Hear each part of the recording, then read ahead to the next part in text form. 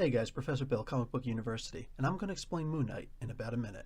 Marc Spector is the son of a German rabbi who escaped with his family to America to evade persecution. As Marc grew up, he began to resent his father for fleeing rather than fighting. Marc took up boxing to unleash the great aggression he seemed consumed by, even punching his father when he tried to stop him from this path of violence. The next morning, he joined the Marine Corps and never saw his father alive again. After 2 tours of duty, he joined the CIA and later became a mercenary. He took many well-paying jobs, mostly in Africa and South America, and he invested his money wisely. On one job, he worked for a man named Raoul Bushman, who turned out to be a murderer and a sadist.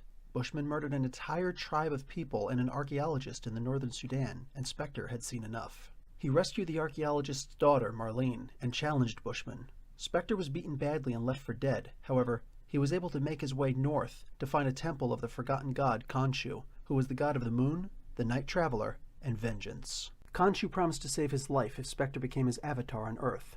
Marc agreed. Moon Knight is often called Marvel's version or answer to Batman. While several aspects of their character are similar, there is one glaring difference. Batman wears variations of blue and black to blend into the shadows. Moon Knight wears white because, as he puts it, I want the criminals to see me coming. Moon Knight is no nonsense. He doesn't dodge attacks. He'd prefer to take the hit, rather than to waste time dodging. It's because of philosophies like this that, while a character like the Taskmaster could replicate Moon Knight's fighting style, he'd prefer not to because it hurts too much.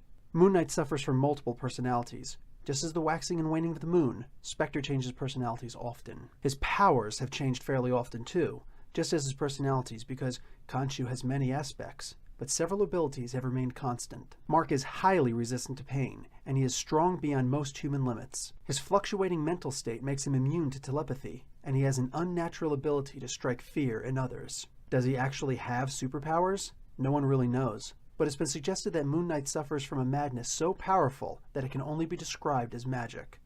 And that's Moon Knight in about a minute.